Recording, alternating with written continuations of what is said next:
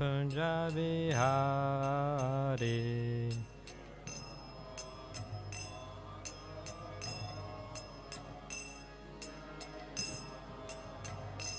Jaya Radha Madhava Kunja Vihari.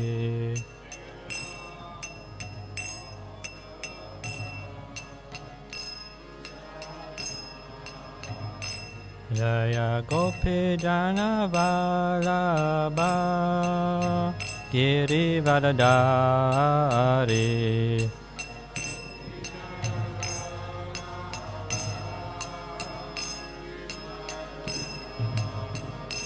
Jaya Gopi Jana Vallabha Giri Vadadari.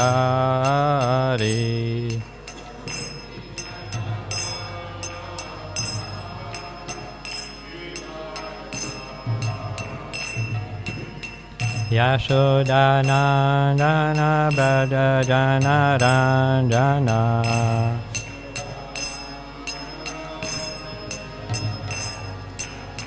Yashodanandana Braja Jana Ranjana.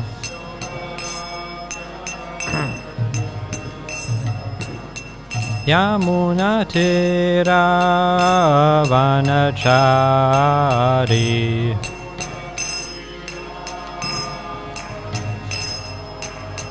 Yamuna Tira Vanachari.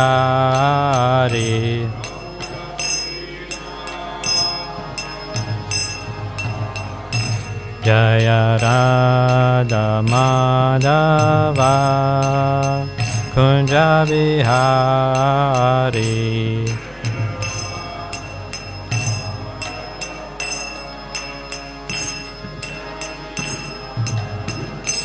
Jaya Radha Madhava Kunja Vihari.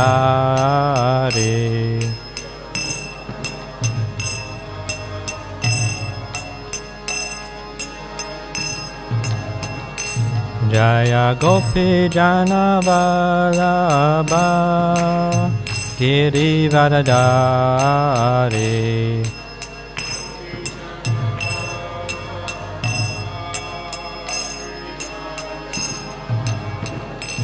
Jaya Gopi Jana Vallabha Giri Vadadari.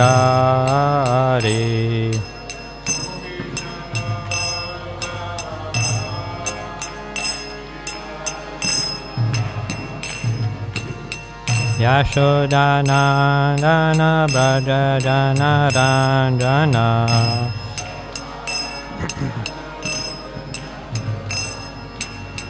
Yashodanandana Braja Jana Ranjana.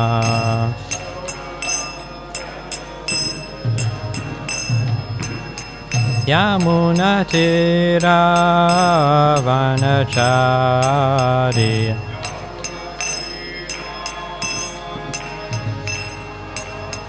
Yamuna Tira Vanachari.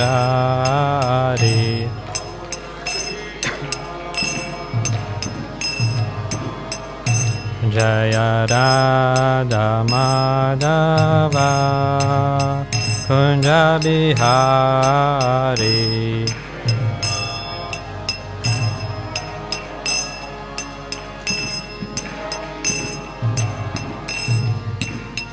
Hare Krishna, Krishna Krishna Hare Hare, Hare Rama, Rama Rama, Hare Hare.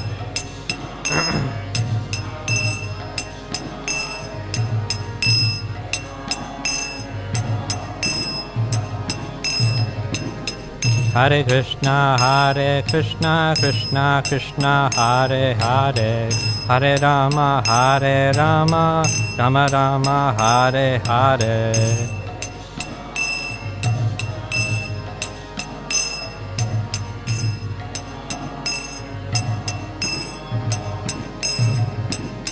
Hare Krishna, Krishna Krishna, Hare Hare, Hare Rama, Rama Rama, Hare Hare.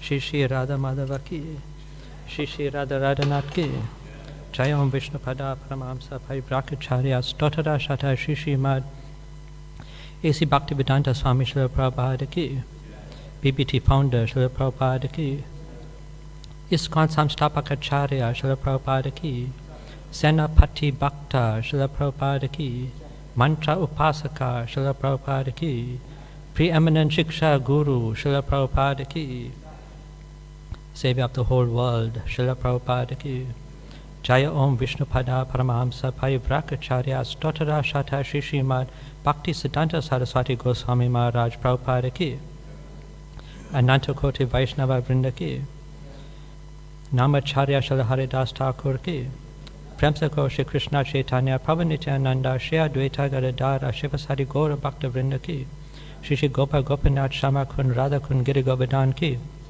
Shri Vrindavan Dham ki, Mayapur Dham ki, Ganga Maya ki, Yamuna Maya ki, Tulsi Maharani ki, Sama Veta Bhakta Vrinda ki, Gaura Premananda, all glories to assembled devotees, all glories to assembled devotees, all glories to assembled devotees, all glories to Shri Guru and Shri Gauranga, all glories to Srila Prabhupada. Om Namo Bhagavate Vasudevaya. Om Namo Bhagavate Vasudevaya. Om Namo Bhagavate Vasudevaya. Today we're reading from Srimad Bhagavatam, Canto 4, Chapter 23, entitled Maharaj Prithu's Going Back Home. We're doing text number 1 to number 3.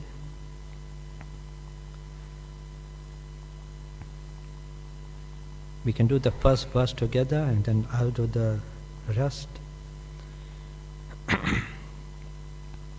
Maitreya Uvacha Drishtatmanam Pravayasam Ekada Vainya Atmavan Atmana Vadittashesha Swanuraga Prajapati Maitreya Uvacha Drishtvatmanam Prabhayasam Drishtvatmanam Prabhayasam Ekada Vainya Atmavan Ekada Vainya Atmavan Atmana Vatita Shesha Atmana Vatita Shesha Swanu Sarga Prajapati Swanu Sarga Prajapati Maitreya Uvacha Drishtvatmanam Prabhayasam Ekada Vainya Atmavan Atmana Vatita Shesha Swanu Sarga Prajapati Maitreya Uvacha Drishtvatmanam Prabhayasam Ekada Vainya Atmavan Atmana Vatitesha Swanu Sarga Prajapati.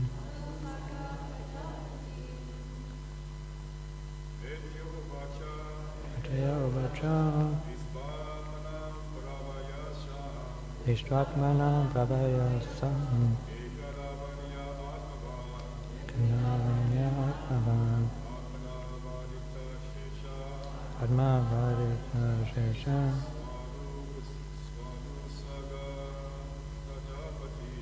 Anusarga Prajapati Adaya Vacha Ishtvatmana Prabhayasam Kanavanya Atmavan Shesha Anusarga Prajapati Adaya Vacha Ishtvatmana Prabhayasam Ekata Vayan Atmavan Atmavan Bhatita Shesha Sanusarga Prajapati Madhya Raja Yisvatmana Bhavayasam Ekata Vayan Atmavan Atmana Bhatita Shesha Sanusarga Prajapati. I'll do the next two verses. Jagatas tashtushas chapi pritido dharma brit satam nishpaditesh swadradesho yad atam iha jagyavan atma jesu atmajam niyasa virahad rudatim iva prajasu bimanashu eka sadarog gattapo vanam. Word for word. Maitreya Uvacha. The sage Maitreya continued to speak. Drishtva, after seeing, Atmanam, of the body, Prabhayasam, old age, Ekada, once upon a time, Vainya, King Prithu, Atmavan, fully conversant in spiritual education, Atmana, by oneself, Vadita, increased, Ashesha, unlimitedly, Swa Anusarga, creation of material opulences, Prajapati, a proprietor of citizens, a protector of citizens, Jagata, moving, Tastusa, not moving, Cha, also, Api, certainly, Pritida, one who gives pensions, Dharmabrit, one who observes the religious principles, Satam, of the devotees, Nishpadita, fully executed, Ishvara, of the Supreme Personality of Godhead, Adesha, order, Yat Artam, in coordination with Him, Iha, in this world, Jagyavan, performed, Atma Jesu, unto his sons, Atmajam, the earth.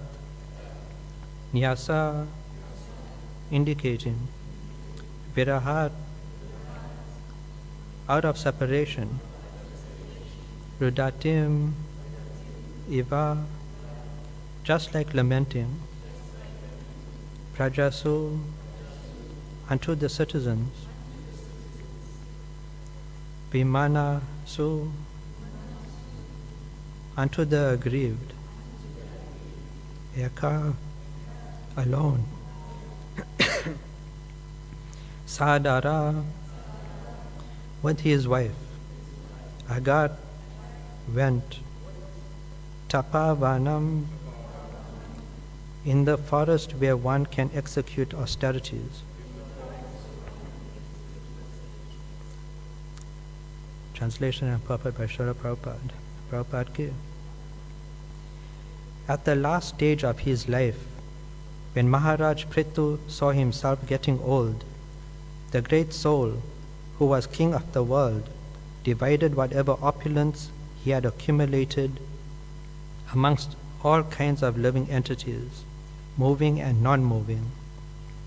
He arranged pensions for everyone according to religious principles, and after executing the orders of the Supreme Personality of Godhead, in complete coordination with him, he dedicated his sons unto the earth, which was considered to be his daughter.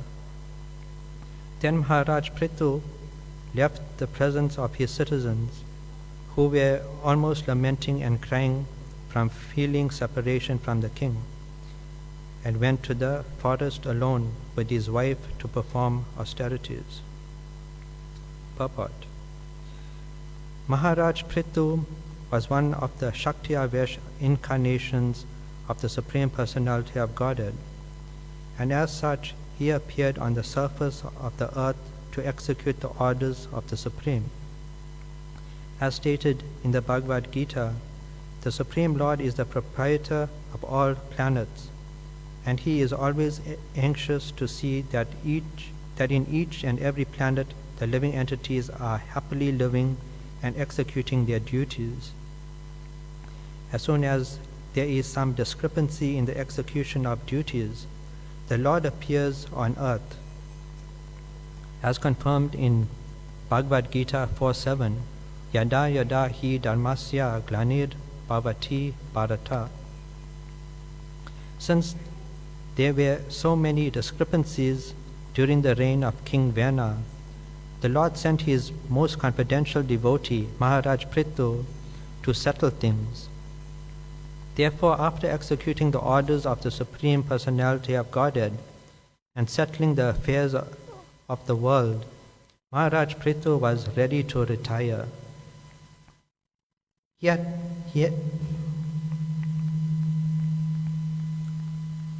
been exemplary in governmental administration,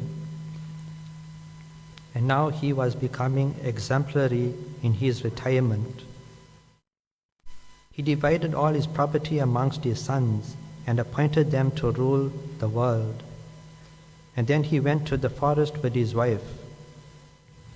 It is significant in this connection that it is said that Maharaj Prithu retired alone and at the same time took his wife with him. According to Vedic principles, when retiring from family life, one can take his wife with him. For the husband and wife are considered to be one unit. Thus they can both combinedly perform austerities for liberation. This is the path that Maharaj Prithu, who was an exemplary character, followed, and this is also the way of Vedic civilization. One should not simply remain at home until the time of death, but should separate from family life at a timely moment and prepare himself to go back to Godhead. As a Shakti-Avesh incarnation of God, who had actually come from Vaikuntha as a representative of Krishna, Maharaj Prithu was certain to go back to Godhead. Nonetheless, in order to set the example in all ways, He also underwent severe austerities in the Tapovan. It appears that in those days there were many Tapovans or forests, especially meant for retirement and the practice of austerities. Indeed, it was compulsory for everyone to go to the Tapovan to fully accept the shelter of the Supreme Personality of Godhead, for it is very difficult to retire from family life and at the same time remain at home. Om Jnanatimrandasya Gyananjana Shalakaya Chakshut Unmilitam Yena Tasmai Shri Gurave Namaha Shri Chaitanya Manobishtam Stapitam Yena Bhutale Swayam Rupa Kada Mayam Dadati Swapadantikam Panchakalpatarubhascha Kripa Sindhu Bhayevacha Patitanam Pavanebhyo Vaishnavebhyo Namo Namaha. Ya Krishna Karuna Sindho Dina Bandho Jagatpate Gopesha Gopika Kanta Radha Kanta Namostute Tapta Kanchana Gaurangi Radhe Vrindavaneshwari Vrishabhanu Sutta Devi Pranamami Hari Priya Jaya Shri Krishna Chaitanya Prabhu Nityananda Shri Advaita Gadadara Shivasari Gaura Bhakta Vrinda Hare Krishna Krishna Krishna Hare Hare Hare Rama Rama Rama Hare Hare Hare Krishna. So, Prithu Maharaj was a Shakti-avesh avatar of the Supreme Personality of Godhead. He had appeared when there was a discrepancy in the management of the kingdom. In the very early day of Lord Brahma, which is basically after the beginning of time in our timeline experience, the rulers of this planet had always been devotees who were very dedicated in maintaining the world in service to the Supreme Personality of Godhead. This lineage began with Swayambhuva Manu, the first father of mankind. Swayambhuva Manu's son, Uttanapad, became the king thereafter, and later on Uttanapad's son, Dhruva Maharaj, became the king. Shri Shri Radha Radhanath ki, Srila Prabhupada ki. Dhruva Maharaj was a pure devotee of the Lord, and from him came descendants who were devotees of the Supreme Personality of Godhead, who ruled this earthly kingdom, and in this same lineage came King Anga. Due to some sinful activities in his previous life, he couldn't have children, and under the instructions of the Brahmanas, King Anga worshipped Lord Vishnu. And that resulted in the birth of Vyana. King Vyana is the black sheep in the lineage of Dhruva Maharaj. Because King Vyana was such a bad person, the Brahmanas killed him by their words. They cursed him. Because of King Vyana's mismanagement, the kingdom went into disarray. And after King Vyana's death, the kingdom became chaotic, so much so that the people started creating a cheating system called democracy. At the time, the Brahmanas, seeing the chaos, they churned King Vyana's body until Prithu Maharaj was born. When Prithu Maharaj was born, he didn't appear alone. Arachi, who became the wife of Prithu Maharaj, appeared alongside Prithu Maharaj. And just like Prithu Maharaj is an incarnation of the Supreme Personality of Godhead, in the same way it is understood that Queen Arachi was a partial incarnation of Lakshmi. Prithu Maharaj was a Shakti-avesh avatar of the Supreme Lord, and Queen Arachi was a Shakti-avesh avatar of Lakshmi. This chapter may be called Prithu Maharaj's going back home, back to Godhead, but it's more accurate to say that the chapter is more about Queen Arachi. As Prabhupada is saying in the very first purport of this chapter, that the wife and husband are one unit. And this is the direction of this chapter.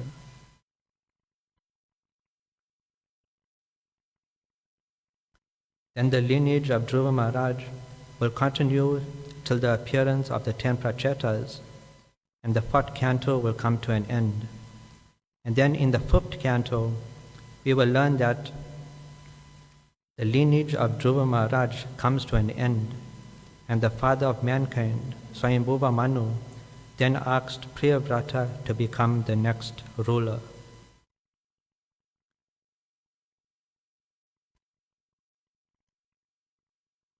Now, after successfully solving all the problems in the world, Prithu Maharaj has reached the age where he should now retire from the Grihastha ashram. Prithu Maharaj is entering the Vanaprastha order of life, the life of retirement. Before Prithu Maharaj retires, he makes various arrangements. From his own treasury, he created a pension system for everybody in his kingdom, and Prithu Maharaj engaged his sons to take care of the earth planet. Prabhupada makes various points in today's purport, especially about the Vanaprastha ashram. As you would already know, there are 4 orders of life: Brahmachari, Grihastha, Vanaprastha, and Sannyas. Brahmachari is student life. Grihastha engages in worldly activities. Vanaprastha is extrication from worldly activities and preparing yourself for leaving the body. And Sannyas, which is the renounced order of life, is for preaching Krishna consciousness. Now Prithu Maharaj is leaving the Grihastha ashram. By doing that, Prithu Maharaj is physically leaving his family and friends behind. He is leaving his luxurious lifestyle of a king behind. And at most, Prithu Maharaj is only taking with him is the simple clothes that he wore. And his wife, Queen Archi, chose to follow her husband. And so they went to Tapovan. Van means forest, and Tapa means penance and austerity. And this is the primary activity of a Vanaprastha. Vanaprastha is simply to advance in spiritual life and prepare oneself for leaving the body. But that's not what happens in our own experience. When the elderly have entered the retired life, what happens to them? They stagnate. They lost the purpose that gave them existence. And so they wither away, eating and sleeping and maybe watching TV. One time there was an uncle. He would buy several bottles of beer. He would drink all the beer all by himself. And as he drank, he would swear everybody and everything. It should be taken note of that this uncle is sitting all by himself. So he's talking to himself, and whatever comes to mind, he would criticize with the most vulgar words. That's the peak of retired life for most people. Some days ago, Bhakta Haresh was speaking about 2 old ladies. They picked up their pension, and what did they do with it? They gambled it. The one lady was a bit self-controlled. She only gambled 150 rand. But the second lady gambled her whole pension. The second lady was getting worried. She gambled all her money. So when she goes back to her home, what is she going to tell her family? So she decided to come up with a lie. Maybe her family will think that this is all due to old age, that she lost her pension. Meanwhile, in Haresh's taxi, everyone knows that she gambled everything. This is retired life. Then what about devotees? You find that devotees, long-standing devotees, give up devotional service because they have to stay at home and take care of their grandchildren. There is a saying in the West, if you raise your children, you can spoil your grandchildren. If you spoil your children, you have to raise your grandchildren. Earlier in the 4th canto, when Dhruva Maharaj went to war with the Yakshas, and Dhruva Maharaj was killing them left and right, then Swayambhuva Manu, the grandfather of Dhruva Maharaj, had come to give guidance to his grandson. And afterwards, Swayambhuva Manu goes back to the forest along with the sages. This is the duty of the grandparents. When it is required, you give guidance, and then you go back to preparing for death. So if you are taking care of the grandchildren, that means you don't have time for tapa, penance and austerity, and that means you are not preparing for death. What does Prabhupada say at the end of the purport? Indeed, it was compulsory for everyone to go to the tapovan to fully accept the shelter of the Supreme Personality of Godhead, for it is very difficult to retire from family life and at the same time remain at home. You are meant to leave family life and prepare for death. You cannot focus on the Supreme Personality of Godhead if you got all your material attachments right in front of you. In fact, when you look at the prayers of Queen Kunti, she prays to Krishna to make her detached from her children. And who are Kunti's children? They are all pure devotees of the Lord. So Kunti is teaching us a lesson that even if your family is full of pure devotees, you should detach from household affairs. In the 3rd canto, the very same thing takes place. Kardama Muni had the Supreme Personality of Godhead, Kapila Muni, as his son, and still he left household life and took Vanaprastha. Prithu Maharaj is already qualified to go back home, back to Godhead, but he is setting the example that when it is time, you must leave household life. If you are staying at home, then you are consciously or subconsciously letting yourself get detached, letting yourself get attached to things that distract you from preparing for death. Not only that, as you age, your family has to deal with their own household problems and worry about their own children, and they have to worry about you as well. You should be preparing for death, but your family has to pay your expensive medical bills in order to prolong your life so that you can live in the same aging body that is causing you misery. You know that saying, misery loves company. Not only are you going to be miserable, but your family has to be miserable with you. Then what happens? There is tension starting to brew in the family.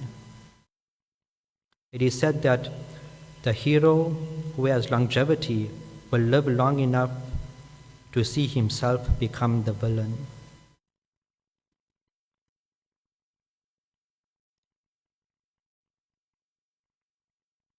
We can see what the Supreme Personality of Godhead has to say about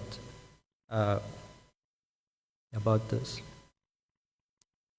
Canto 3, Chapter 30, entitled Description by Lord Kapila of Adverse Fruitive Activities, text 9 to text 19.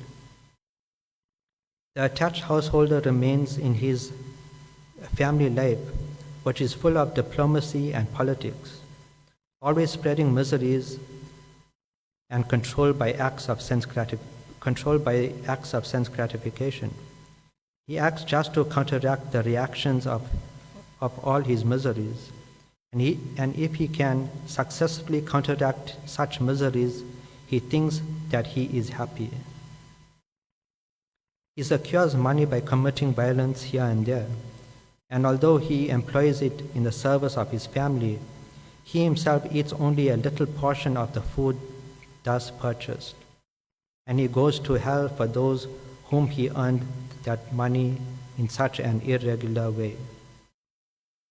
When he suffers reverses in his occupation, he tries again and again to improve himself, but when he is baffled in all attempts and is ruined, he accepts money from others because of excessive greed. Thus the unfortunate man, unsuccessful in maintaining his family members, is bereft of all beauty. He always thinks of his failure, grieving very deeply. Seeing him unable to support them, his wife and others do not treat him with the same respect as before, even as miserly farmers do not accord the same treatment to their old and worn-out oxen. The foolish family man does not become averse to family life, although he is maintained by those whom he once maintained. Deformed by the influence of old age, he prepares himself to meet ultimate death. Thus he remains at home just like a pet dog and eats whatever is so negligently given to him, afflicted with many illnesses such as dyspepsia and loss of appetite. He eats only very small morsels of food, and he becomes an invalid who cannot work anymore. In that diseased condition, one's eyes bulge due to pressure from air from within, and his glands become congested with mucus. He has difficulty breathing, and upon exhaling and inhaling, he produces the sound like gurgur, a rattling within the throat. In this way, he comes under the clutches of death and lies down, surrounded by lamenting friends and relatives. And although he wants to speak with them, he no longer can because he is under the control of time. Thus the man who engaged with uncontrolled senses in maintaining family dies in great grief, seeing his relatives crying. He dies most pathetically and in great pain and without consciousness.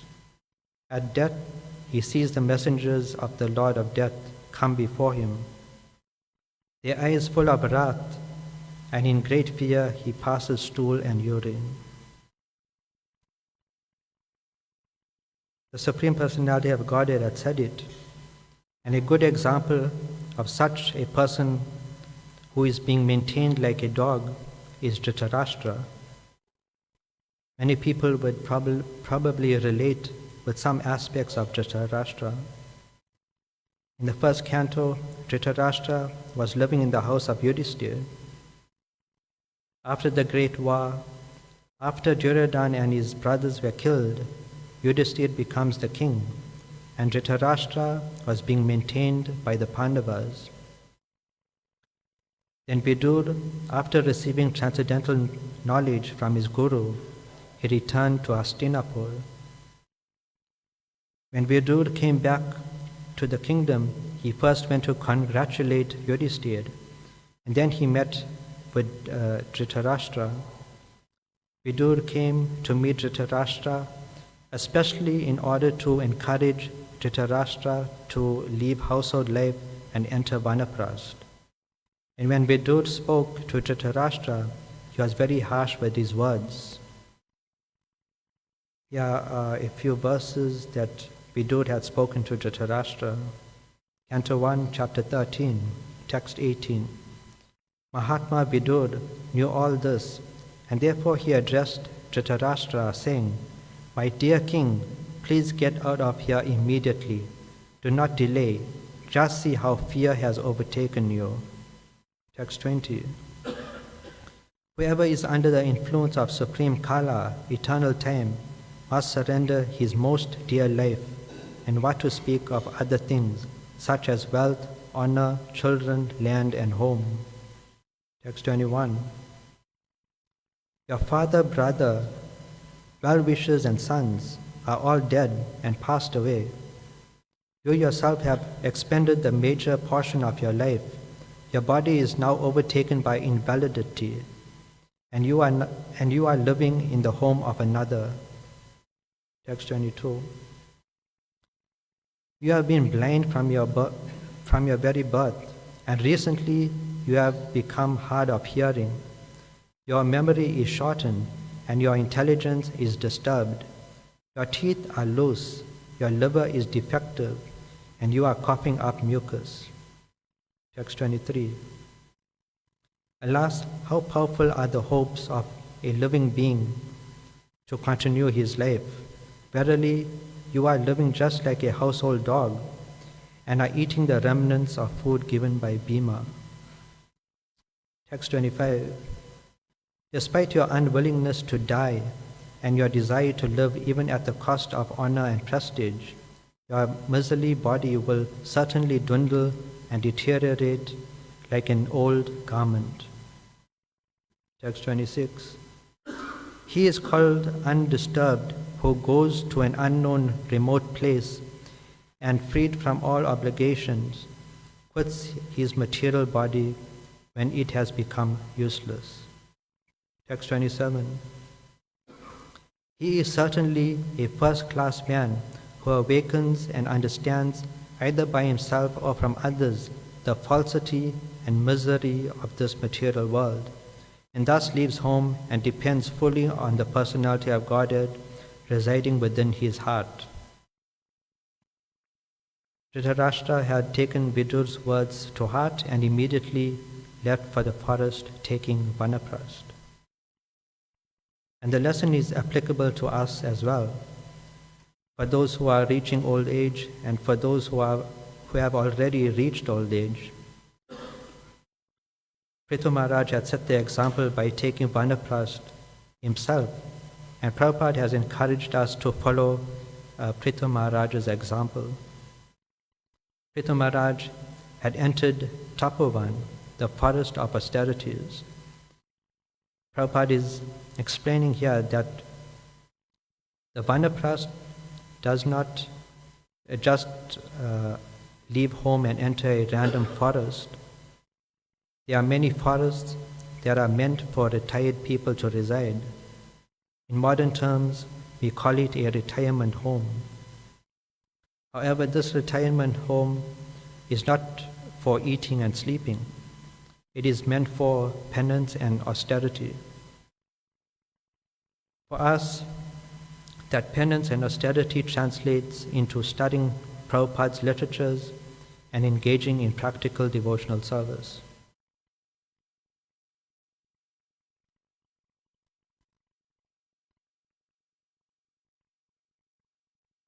Once I happened to be sitting in a car with two senior devotees, and they had been talking about how all the current long-standing devotees that we have are not young anymore.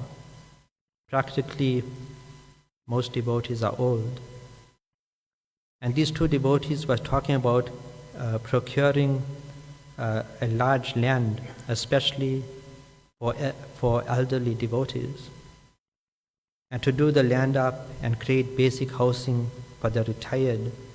And the retired devotees can continue practicing in the association of devotees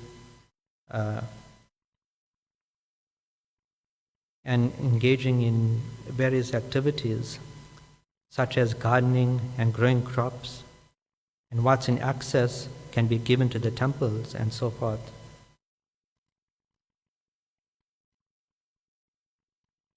So things like that are already in the talking stages, and maybe it's even in the planning stages.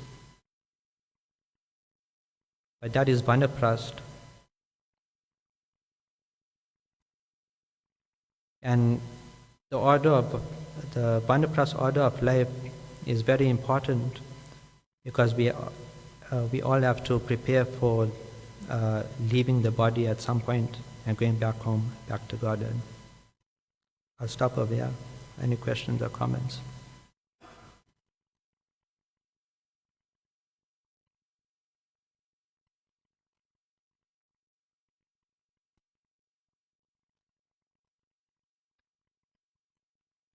Ananta Srimad Bhagavatam ki, Srila Prabhupada ki.